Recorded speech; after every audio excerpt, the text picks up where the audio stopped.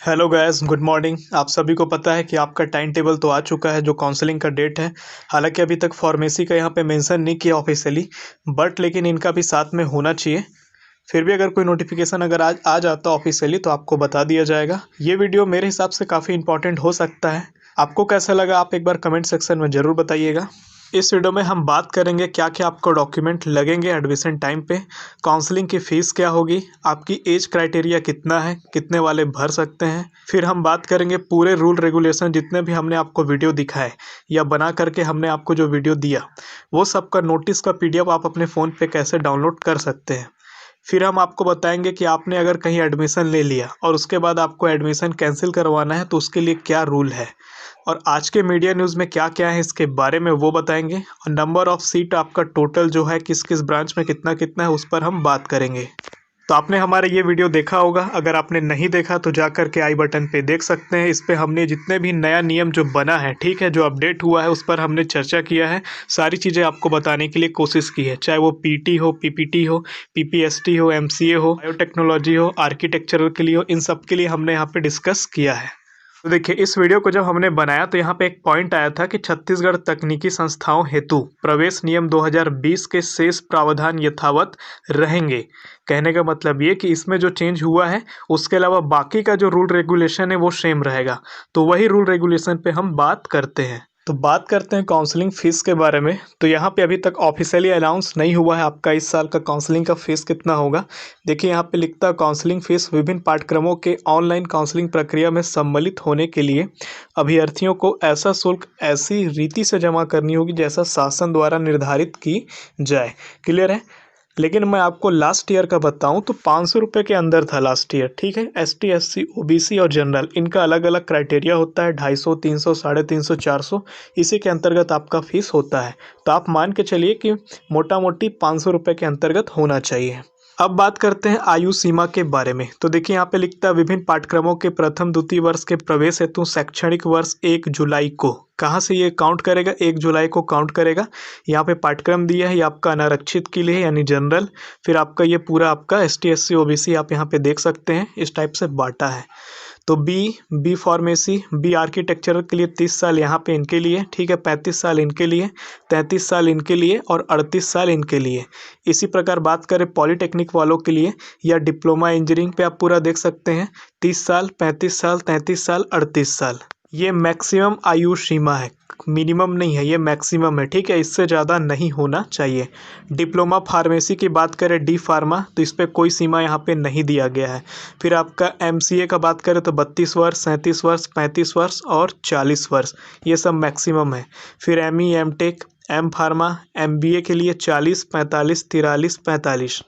इस तरह B pharma lateral entry जब आप सेकेंड ईयर में प्रवेश करते हैं तो 32, 37, 35 और 40 वर्ष यहाँ पे मैक्सिमम, इससे ज़्यादा नहीं होना चाहिए। फिर आपका diploma engineering, diploma CD, DM, diploma FAD lateral entry, इनके लिए जो है यहाँ पे 30 वर्ष, 35 वर्ष, 33 वर्ष और 38 वर्ष। इसी तरह यहाँ पे लिख दिया है पंडित रविशंकर शुक्ल विश्वविद्यालय से एमसीए पाठ्यक्रमों के लिए जनरल कैटेगरी के लिए यहाँ पे 27 वर्ष दिया गया है। तो आप यहाँ पे पूरा उम्र सीमा यहाँ पे देख सकते हैं। अब बात करते हैं आपके मार्कशीट के लिए। अब बात करते हैं मार्कशीट के लिए, ठीक है।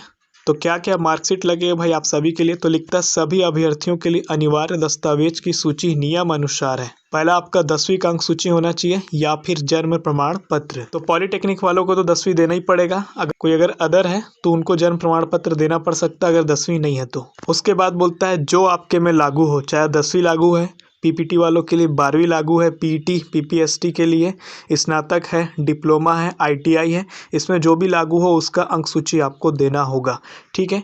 ये आपको नहीं देखना है क्योंकि ये आपका पेपर हुआ नहीं। उसके बाद आपको देना है छत्तीसगढ़ का मूल निवास प्रमाण पत्र, ठीक। यहाँ पे प्रारूप आपको इस पीडीएफ में मिल जाएगा। मैं आपको पीडीएफ का लिंक आपको बता दूंगा कैसे डाउनलोड करना है, तो आप यहाँ पे देख सकते हैं ये पूरे प्रारूप को। तो आपका रेसिडेंशियल सर्टिफिकेट आपके पास होना चाहिए छत्तीसगढ़ का। उसके बाद बोलता है छत्तीसगढ़ राज्य के आरक्षित प्रवर्ग वर्ग के लिए आपको क्या दस्तावेज चाहिए। आरक्षण का लाभ चाहिए तब आपको छत्तीसगढ़ राज्य का ही आपको स्थायी जाति प्रमाण पत्र चाहिए। अगर आप सैनिक वर्ग में आते हैं तो ऐसे अभ्यर्थियों के लिए सैनिक कल्याण बोर्ड का प्रमाण पत्र होना चाहिए। अगर स्वतंत्रता संग्राम सेनानी है मतलब फ्रीडम फाइटर हैं तो इनके लिए क्या है, 4 प्रारूप यहाँ पे दिया है। प्रारूप नंबर 4 पर कलेक्टर द्वारा जारी प्रमाण पत्र होना चाहिए। निःशक्तता से बाधित वर्ग में आने वाले अभ्यर्थियों के लिए विकलांगता प्रमाण पत्र, जिसको जारी करने का अधिकार किनके पास है, जिला मेडिकल बोर्ड एवं लिखता अधीक्षक भारत सरकार श्रम मंत्रालय, यहाँ से आपको होना चाहिए। इसी में लिखता अगर आप गरीबी रेखा के नीचे हैं, बीपीएल फैमिली से है तो यहाँ पे लिखता है इनके परिवार में आने वाले अभ्यर्थियों के लिए सक्षम अधिकारी से जारी पालक का बीपीएल कार्ड, मतलब जो आपके पास बीपीएल कार्ड है बस वही आपको चाहिए। उसके बाद बोलता है इनके अतिरिक्त निम्न दस्तावेजों की आवश्यकता संस्थाओं में प्रवेश लेते समय रहती है। तो आपको एडमिशन के टाइम और क्या क्या लग सकता है, आरक्षित वर्ग के लिए आपका क्या है, आय प्रमाण पत्र, इनकम सर्टिफिकेट। तो ओबीसी वालों तो इसको तो जरूर बनवा लीजिएगा आप लोग, क्योंकि आपके लिए क्या है काफ़ी सारे पैसे 18 से 20 हज़ार रुपये आपको बेनिफिट मिल जाता है, आपका पैसा कम लग जाता है। फिर आपका बोलता है इससे पहले आपने जहाँ पढ़ा है वहाँ का टीसी और सीसी ट्रांसफ़र सर्टिफिकेट और कैरेक्टर सर्टिफिकेट आपको चाहिए। फिर अगर आपने गैप किया हुआ है 1 साल का 2 साल का तो आपको गैप सर्टिफिकेट बनवाना पड़ेगा। फिर आपका अगर बोर्ड चेंज हो रहा है, ठीक है, अगर आप अदर स्टेट से हैं या आपने दूसरे यूनिवर्सिटी से पढ़ाई करके फिर अलग यूनिवर्सिटी में ले रहे हैं एडमिशन, तो आपको माइग्रेशन प्रमाण पत्र देना पड़ेगा। देखिए यहाँ पे साफ साफ लिखा है अन्य राज्य के बोर्ड विश्वविद्यालय से उत्तीर्ण अभ्यर्थियों के लिए, ठीक है, छत्तीसगढ़ वालों के लिए यहाँ पे ये नहीं लगता है। उसके बाद आपको लगाना पड़ेगा आधार कार्ड। देखिए यहाँ पे ये भी लिख दिया कि यदि आवेदक के पास स्थायी जाति प्रमाण पत्र नहीं है तो दस्तावेज परीक्षण केंद्र द्वारा आवेदक का जो आपका जो कैटेगरी है एसटी एससी ओबीसी उसको चेंज करके जनरल में आपको आवंटित करेगा सीट और उसी के हिसाब से आपके लिए मेरिट बनाएगा। आगे लिखता है यदि अभ्यर्थी दस्तावेज परीक्षण हेतु उपस्थित होने में असमर्थ रहता है, मतलब जब आप एडमिशन लेंगे उस समय जब आपका डॉक्यूमेंट वेरीफाई किया जाएगा, डीवीसी किया जाएगा, या उस समय आप अगर नहीं आते हैं वहाँ पे, या दस्तावेज परीक्षण के समय आवश्यक प्रमाण पत्र दस्तावेज निर्धारित प्रारूप में आप प्रस्तुत नहीं कर पाते हैं, तो आपकी योग्यता को क्या किया जाएगा, हटा दिया जाएगा। यहाँ पे देखिए साफ साफ लिखा है, तो संस्था या ब्रांच के चयन का अवसर खो देगा तथा बाद में द्वितीय अथवा उच्च चरण में दस्तावेज परीक्षण की अवधि के दौरान आवश्यक दस्तावेज के साथ उपस्थित होने पर उसे सीट आवंटन किया जाएगा। तो भाई वही डॉक्यूमेंट आप डालें जो आपके पास है, और अगर नहीं है तो थोड़ा वेट करके आप उसको जल्द से जल्द बनवा लें। अब बात करते हैं छात्र द्वारा प्रवेश निरस्त कराने पर फीस वापसी के नियम।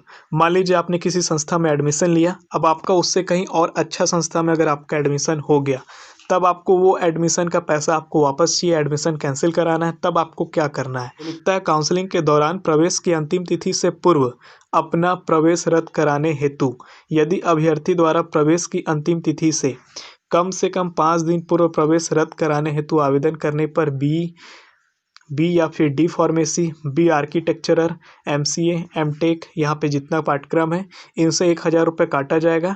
डिप्लोमा यानी पॉलीटेक्निक वालों के लिए यहाँ पे क्या है, costume design, dress making, diploma in interior design, decoration, इन सब के लिए 500 रुपये काटा जाएगा। और उसके बाद बाकी पैसा संस्था से वापस कर दी जाएगी। कब, जब आप इस टाइम के अंतर्गत आप इनको 5 दिन पूर्व सूचना देते हैं।